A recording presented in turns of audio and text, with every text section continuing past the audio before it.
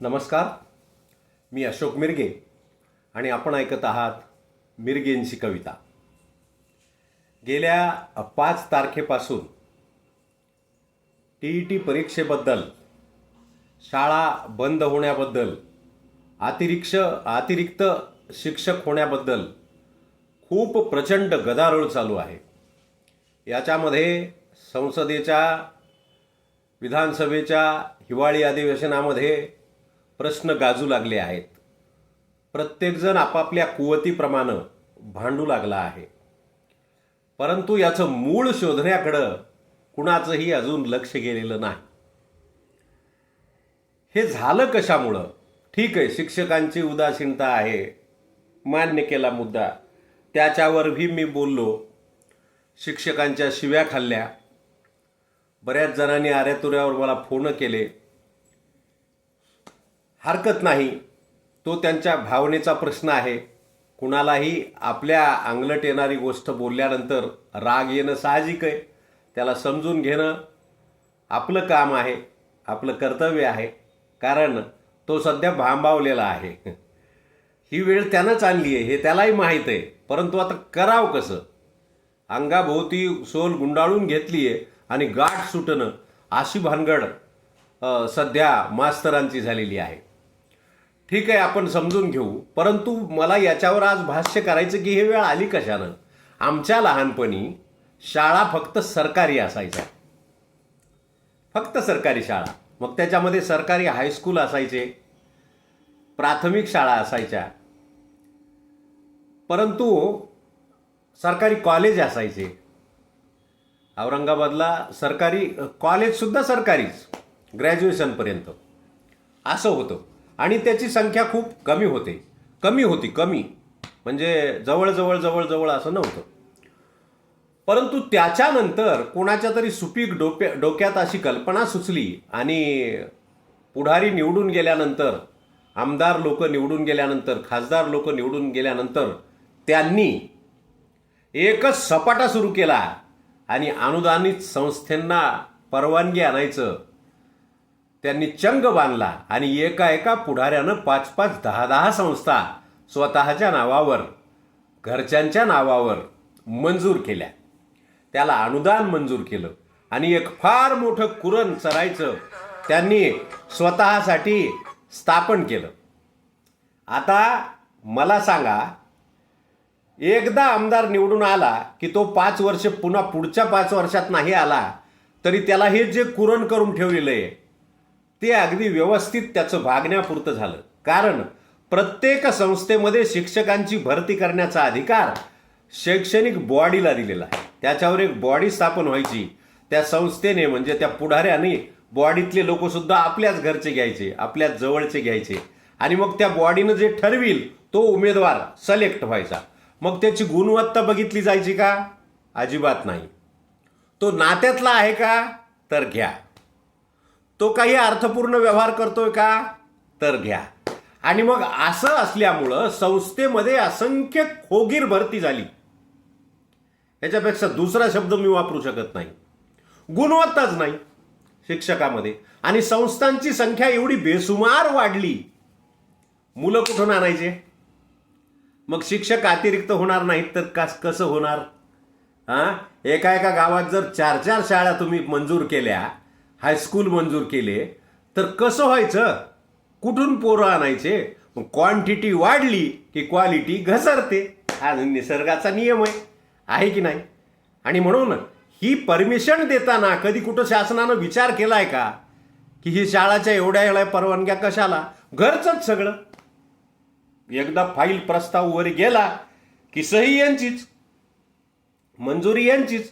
फार झालं तर दुसऱ्या मित्राच्या विभागामध्ये असेल तर हे ती सही करून टाक, तेवढी संस्था मंजूर करून टाक, अनुदानित संस्था, की झाले अध्यक्ष त्याचे आणि मग त्यांचे नातेवाईक. अहो, परिस्थिती अशी आहे की काही संस्थेमध्ये अध्यक्षांचे, सेक्रेटरींचे जे नातेवाईक भरती झालेत त्यांना कामच करायची गरज नाही, काही गरज नाही. महिन्याच्या सह्या एकदाच करायच्या, पगार उचलायचा, संपला विषय. बोलायची कोणाची ताकद आहे त्यांची, त्यांना बोलायची. शेवटी प्रत्येकाला आपापली नोकरी प्यारी आहे. कसं बोलणार ते? कोणी त्यांच्या विरोधात आवाज उठवित नाही आणि जो आवाज उठविल त्याला संपवलं जातं. हे असं संस्थेच्या साम्राज्यातलं षडयंत्र आहे आणि ते आम्ही जवळून पाहिले. आम्ही ग्रामीण भागात सुद्धा नोकऱ्या केल्यात. ते आम्हाला माहीत आहे सगळं की त्यांच्या खिलाफ कुणी आवाज उठवू शकत नाही आणि उठविला की मग त्याला जगू देत नाहीत नीट. अशा प्रकारचं हे शैक्षणिक अनुदानित संस्थांमध्ये षडयंत्र आहे आणि पगार शासनाचा आणि कामाला सगळे घरचे लोक. त्या पुढाऱ्याच्या प्रचाराला पुन्हा यांनाच झुंपणार, कारण ते ताबेदार म्हणजे नोकरच झाले. ते आम्हीच तुम्हाला घेतलंय. मग काही घेऊन घेतलंय का नातेवाईक म्हणून घेतलंय? पण घेतलंय ना, महिन्याच्या महिन्याला पगार आहे का नाही दाबून तुम्हाला, मग तेवढी सेवा करा. आणि मग मला एवढं म्हणायचंय की असं कायद्यात तरतूद का नाही की ज्या सरकारी शिक्षकांना प्रचार करता येत नाही, सरकारी शिक्षकांना कोणाच्या पक्षाकडून बोलता येत नाही, मग संस्थेच्या शिक्षकाला बंधन का नसावं? त्याला तर सरपंच होता येतं, त्याला तर आमदार होता येतं, त्याला तर सरकारच्या विरोधात सरकारचा पगार खाऊन त्याला सरकारला शिव्या देता येतात. आमच्याकडे मोर्चा आला की संस्थेचे शिक्षक आमच्या देखत प्रशासनाला शिव्या. मस्त. याला म्हणावं कायदा. काय तरतुदी आहेत या? त्याला पगार सरकारचा नाही का? नाही का सरकारचा पगार? त्याला नियम सगळे सरकारचे लागू नाहीत का? मग तो सरकारला शिव्या देऊ कसा शकतो? मोर्चा आणून तो निवडणुकीला उभा राहू कसा शकतो? तो ठराविक पक्षाचा पगार प्रचार करू कसा शकतो? हे अनुत्तरित प्रश्न आहेत हो सगळे. याचं म्हणजे आमच्या डोक्याच्या बाहेरचे प्रश्न आहेत हे. का याचे उत्तर आम्हाला तर काही सापडत नाहीत. कशामुळं हे असं झालेलं आहे काही माहीत नाही. मोकळे संस्थेचे गुरुजी लोक सगळे, त्यांना कुठलंही बंधन नाही. कोणत्याही पक्षात प्रवेश करायचा, कोणाचा प्रचार करायचा, कुठेही जायचं प्रश्नच नाही, काही बंधनच नाही. कर्मचारी मात्र सरकारचे, पगार मात्र सरकारचा, त्यांना पेन्शन सुद्धा सरकारी. हे असं कशामुळं? तो विषय आजचा माझा नाही, परंतु तरी मी बोलून दाखवला की अशी ही सत्य परिस्थिती आहे. आजचा विषय आहे की असंख्यात संस्था वाढल्या, असंख्य संस्था वाढल्या आणि हा फक्त हायस्कूल कॉलेज पुरता मर्यादित प्रश्न नाही राहिला. प्रत्येक विषयाच्या शाळा इतक्या वाढल्या म्हणताल, कुठून विद्यार्थी आणायचे? आणि इकडं कुटुंब नियोजन सुरू झालं. एक नाही तर दोन. पहिल्यांदा तर लग्नच होईना, लग्न झालं तर 5-5, 10-10 वर्ष लेकरू होईना, लेकरू झालं तर फक्त एखादंच व्हायला लागलंय.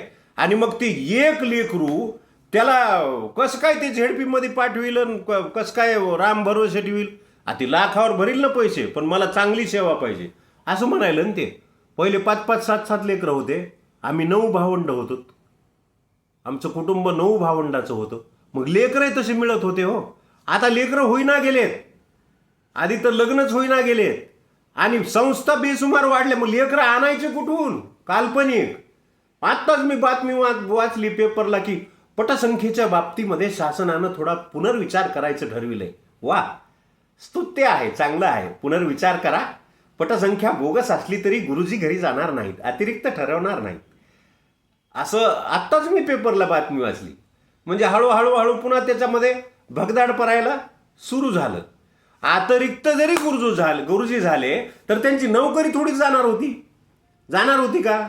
नाही. त्यांना दुसरीकडे समायोजनामध्ये जायचं होतं, पण तेवढी सुद्धा तयारी नाही. दुसरीकडे जायचं म्हणजे या पहिल्यापासून इथंच आहेत आपण ना, असं कसं? म्हणून त्याच्यात सुद्धा आता पुन्हा पळवाट की पटसंख्येबाबतचे नियमामध्ये शासनानं शिथिलता आणल्यामुळं आता अतिरिक्त होणाऱ्या सरावर थोडासा त्यांना दिलासा मिळालेला आहे. वा, आनंदाची बाब आहे. असंच चालू द्या, काही हरकत नाही आमचं. फक्त आम्हाला जो आमची जे तिळतिळ तुटतं ना अंतःकरण, की आमचे लेकरं वर्षाला 5-5 लाख कर भरतात. 5-5 लाख हो वर्षाला. कमी झाला का तो कर शासनाला? आणि त्या करातून काय आनंद व्हायला लागलाय आम्हाला, काय आनंद मिळायलाय. रात्रंदिवस आमचे लेकर घाम गाळायलेत. कष्टाचा पैसा आहे, रुपयाचा भ्रष्टाचार नाही. सांगा कंपनीमध्ये कसला भ्रष्टाचार आलाय? त्याचं पॅकेज ठरवलं जातं, त्याला तेवढं टार्गेट दिलं जातं आणि त्याला रात्रंदिवस त्याला ताणून त्याच्याकडून काम घेतलं जातं. आणि 40 आणि 50 लाख रुपये त्याला पॅकेज देऊन आमचे लेकरं नोकऱ्या करायलेत, कुठलंही आरक्षण न घेता कंपनीमध्ये. आणि टॅक्स शासनाला 5-5, 7-7 लाख रुपये वर्षाला भरायलेत. त्याच्यात त्यांना सोर्स काय, या टॅक्स भरण्याला सोर्स काय? तर हे असं पोचायचंय सगळ्यांना, प्रत्येकाला जे शासकीय हे आहेत, हे शिक्षकाचंच म्हणून नाही, सगळ्याच खात्यात अशी खोगीर भरती झालेली आहे की जे काम करायलेत तेच मरायलेत आणि जे करीत नाहीत त्यांचं कोणीच वाकडं करत नाहीत. शिक्षकच दारू पिऊन येलेत असं नाही, या आमच्याकडे भरपूर नमुने येतं पेनारे, जवळून जावं वाटत नाही, एवढा वास येतो घमघमाट. आणि मग त्याला काम वरिष्ठही सांगत नाही, जाऊ दे त्याच्या कशाला नादी लागायचो, पेलेलं आहे ते, जाऊ द्या तुम्ही करून टाका त्याचं काम. हे अनुभव आम्ही घेतलेत. महसूल सारख्या खात्यात राहून जन्मताच माळ आहे मला, कशालाही स्पर्श केला नाही. वरिष्ठाला पार्ट्या द्याव्या लागतात, त्याच्यातूनही ताऊन सुलाखून निघालोत आम्ही. कर बाबा तूच कर, काय माझ्या पगारातून पैसे पाहिजे ते हे देतो, घे, आम्हाला नको. आपलं आचरण शुद्ध असेल तर काहीच होत नाही हो, काहीच होत नाही, कशाचीच भीती वाटत नाही. हे असं केलंय आम्ही म्हणून आम्हाला ते डाचतं, आम्हाला ते सहन होत नाही. आणि मग लोकाला वाटतं या तुमचं काय बंद पडलं बाबा, एवढं लईच तुमची आग व्हायला लागली, लईच तुम्ही बोलायला लागलात. अरे खोटं बोलायलो का? 10-10 लाख माझ्या घरातून इन्कम टॅक्स चाललंय ना, आणि सरकारचं कुठलाही मिंदेपणा नसताना चाललंय. कंपन्यात आहेत आमचे लेकरं, कशामुळं त्यांनी एवढा टॅक्स भरावा? भरलं तर त्याचं काहीतरी कल्याण व्हावं का नाही? काय व्हायलंय त्याच्यापासून, आहे का नाही? आणि याला कुठंतरी धरबंद बसला पाहिजे. याच्यामुळं हे बोलणं आहे, ही तळमळ आहे. वैयक्तिक माझे काही मास्तर लोक दुश्मन नाहीत, वैयक्तिक माझं काही कुणी बांध कोरलेला नाही, परंतु हे उघड्या डोळ्यानं बघावं लागायले दादागिरी नसलेली, आणि ऐकून घ्यावं लागायली त्यांची अरे तुऱ्याची भाषा. आणि मग थोडंसं याच्यातून मार्ग आता निघणारच ना पुढारी म्हणल्यानंतर, आहे का नाही? परंतु हे कुठपर्यंत चालायचं? त्याच्यामुळं मी आजच्या दिव्य लोकप्रभानं प्रकाशित केलेली कविता तुमच्यासमोर सादर करणार आहे. आणि कवितेचं नाव आहे सरकारी शाळेनंतर अनुदानित संस्थाही बंद होतील. सरकारी, आता याच्यामध्ये आरडा असा केलाय का नाही की सरकारला जिल्हा परिषद शाळा बंद करायच्या, सरकारला शैक्षणिक गरिबाला शिकूच द्यायचं नाही, असं नाही हो काही, असं नाही काही, कोणाचाच असा उद्देश नाही. कुठलंही सरकार असो शिक्षणापासून वंचित कसं ठेवील? एखादी शाळा जर बंद झाली तर त्याला समूह शाळेचा पर्याय सरकार द्यायला लागले. परंतु एका शाळेमध्ये जर 3 मुलं असतील, मी मागं सांगून गेलो की एका शाळेमध्ये 3 मुलं आहेत 4थी पर्यंत, तिथं 2 शिक्षक आहेत, प्रत्येकाला 1,40,000 पगार आहे, 3 पोरं आहेत त्या शाळेमध्ये. माझ्याच सर्कलमधलं गाव, कितीतरी वेळेस मी गेलो होतो त्या शाळेवर, आणि तिन्हीतलं एखादं गैरहजर असायचं पुन्हा. आणि हे मस्त सर बसलेले गप्पा मारीत, काय करतील ते? पोस्टिंगच तिथं 4थी पर्यंतची शाळा आणि दोघांची पोस्टिंग, काय करावं त्यांनी? मग असं असलं तरी ती शाळा कॅन्सल करायचीच नाही का? करायचीच नाही. कशामुळं? हे कशामुळं? मग याचं बोलायचं आहे आम्हाला अधिकार नाही का? अजिबात नाही, बोलूच नका तुम्ही. अरे कर भरायलाच ना, बोलू नका. कसं त्याच्यात काही ना काही अधिकार आहे ना, काही ना काही वाटा आहे ना आमचा, मग बोलू नका कसं? आणि म्हणून मी ही कविता सादर करतोय तुमच्या पुढं की हे झालं कशामुळं, हे मूळ कुणी पाहिलंय काय? अजूनही आता अनुदानित संपले, आता विना अनुदानितला परवानगी, हे लूट चालू आहे जनतेची, भयानक लूट चालू आहे. 1.5 लाख 2-2 लाख बालवाडीला, पहिलीला लोक, बरं आपण नाही भरावं तर रांगेत दुसरा तयार आहे पैसे द्यायला. अरे काय चालू आहे? नका ना परवानग्या देऊ विना अनुदानितल्या एवढ्या. सरकारी शाळा टिकवायच्यात ना, सरकारी शाळा ठेवा, संख्या मर्यादित ठेवा, त्याप्रमाणे शिक्षक ठेवा, त्यांच्यावर वचक ठेवा. शिक्षक संघटनेनं लक्ष द्या त्यांच्याकडं, त्यांना दारू पिऊ देऊ नका, किमान शाळेवर शिकविताना. बाकीच्या वेळेस पिऊ द्या, काही हरकत नाही, परंतु किमान शाळा सुरू असताना. असं करा ना काहीतरी. काय हरकत आहे केलं तर. ऐकूया माझी कविता. पूर्वीच्या एका पुढाऱ्याने 5-5 संस्था काढल्या आहेत. पूर्वी बरं का. आता ह्याच जास्त व्हायला तर आता परवानगी मिळेल कशी. म्हणून पूर्वीच्या एका पुढाऱ्याने 5-5 संस्था काढल्या आहेत. खोगीर भरती झाल्यासारख्या शैक्षणिक संस्था वाढल्या आहेत. खोगीर भरती, दुसरा शब्दच नाही. शिक्षण महर्षी म्हणून घेणाऱ्यांनीच शिक्षणाची आरती केली आहे. त्याला मोठं गोंडस नाव आहे, शिक्षण महर्षी. 5-7-10 संस्था असल्या की शिक्षण महर्षी. वा, काय नाव आहे मस्त. शिक्षण महर्षी म्हणून घेणाऱ्यांनीच शिक्षणाची आरती केली आहे आणि पैसे घेऊन दर्जाहीन शिक्षकांची आपल्या संस्थेत भरती केली आहे. ठाम मत आहे माझं हे. कुणी काही म्हणो, कुणाला पटो नाही पटो. जेव्हा माझी पेन्शन बंद होईल तेव्हा बघू. आहेत 2 पोरं, पोचतील मला ते. शिक्षण महर्षी म्हणून घेणाऱ्यांनीच शिक्षणाची आरती केली आहे आणि पैसे घेऊन दर्जाहीन शिक्षकांची आपल्या संस्थेत भरती केली आहे. बुद्धिवान शिक्षकाला डावलल्या जात होतं, कारण काय त्याच्याकडं बुद्धीशिवाय. संस्थेतला कर्मचारी आणि शिक्षक त्यांच्या नात्यातलाच असावा लागतो, हा अलिखित नियम आहे. संस्थेतला कर्मचारी आणि शिक्षक त्यांच्या नात्यातलाच असावा लागतो. संस्थेने घातलेल्या अलिखित नियमात त्याचा तपशील बसावा लागतो. शिक्षण महर्षी होण्याच्या तळमळीत हे खरं गुपित दडलेलं आहे. बुद्धिवान शिक्षकांना अपात्र केल्याचं अनेक संस्थेत घडलं आहे. किती म्हणून नावं सांगायचे. त्यामुळे संस्थेत भरती झालेले अनेक जण अध्यापनात सुमार आहेत. असणारच की हो, प्रश्नच येत नाही.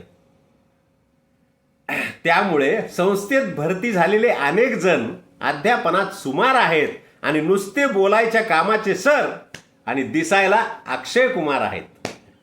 नीट मस्तपैकी पायमोजे, बूट, इन, शर्ट, हे ते व्यवस्थित, काही नाही. गणवेश शाळेचा अगदी टाप टिप टॉप, विषयच नाही. पण बाकीच नका बोलवत.